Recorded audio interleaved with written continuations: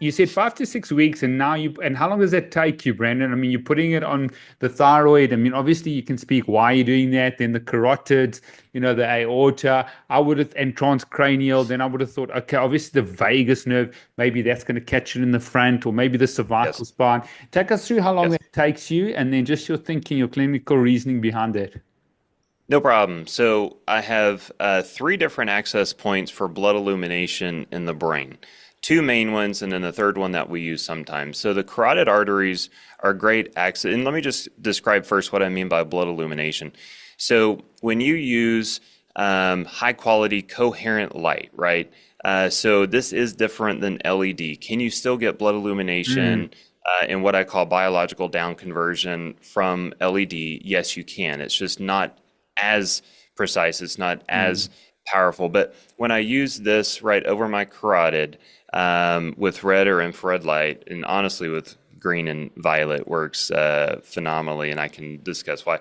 But what's happening is you're actually flooding the blood with these photons. It's this delivery of energy, and then that's going up into the brain. The carotid artery is going into the different hemispheres of the brain, right? So you get this widespread effect on improved blood flow, oxygenation, mitochondrial function, growth factors, all of these types of things.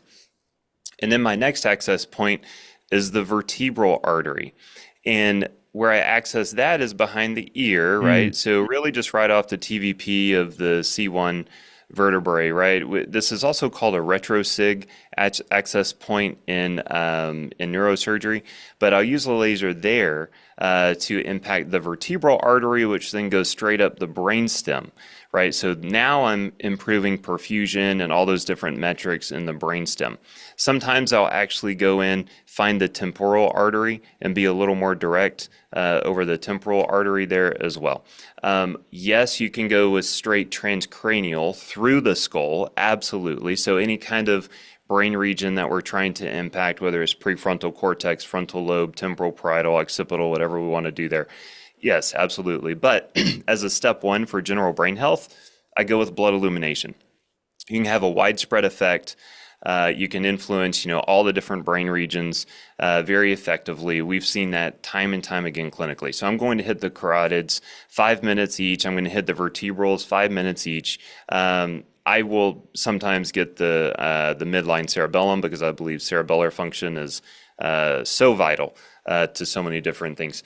I'm then going to laser over the abdominal aorta. Okay, so that's just about an inch or so above the belly button. I'm going to do that for multiple reasons. Same thing, we're going to generate that biological down conversion, which is where the red blood cells and other cellular constituents are going into the distal areas of blood flow. And as they do that, they're emitting lower frequency, lower energy photons, right? So if you put a higher energy photon into them as they continue to go downstream, they're emitting photons as they go, right? So it's like they're depleting that photonic energy as they go down. That's what I mean by photonic or by biological down conversion. So by illuminating the abdominal aorta, I'm now having an influence on all the major organs and the microbiome. So this is a general health kind of strategy, right? I want my microbiome to be nice and healthy. This is a great use case for the 808 nanometers. There's a good study that shows it increases good bacteria, reduces bad bacteria. And so I'll use 808 over the abdominal aorta to influence the gut and the organs. And then me personally, I've got primary hypothyroid and Hashimoto's. There's multiple studies showing photobiomodulation improves thyroid function. I've seen it time and time again in my labs. I'll be my own experiment where I'll laser my thyroid consistently, right? And this is, at What least five. frequency or at what module? So I have certain programs for this. I'm actually still refining my actual thyroid setting. So I will say that much. I'm still refining it. I have one that I've developed. Sometimes I use my inflammation setting. Sometimes I actually have a setting that is called love. I'm a big believer in quantum biology, quantum physics, right? And I believe that the intention that is set forth by the person holding the laser influences the laser beam. And so you're essentially acting as a quantum computer for that laser beam.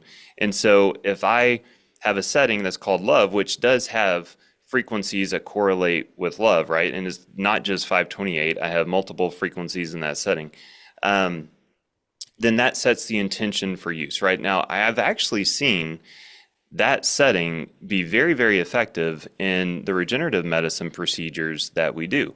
And that makes sense because I believe love is the most generative frequency that we have, right? So if we're trying to create from new, if we're trying to restore, if we're trying to revive, right? I'll use that love setting quite often. And so I use that over my thyroid because I have a pretty heavy Hashimoto's attack going on when my stress levels go up.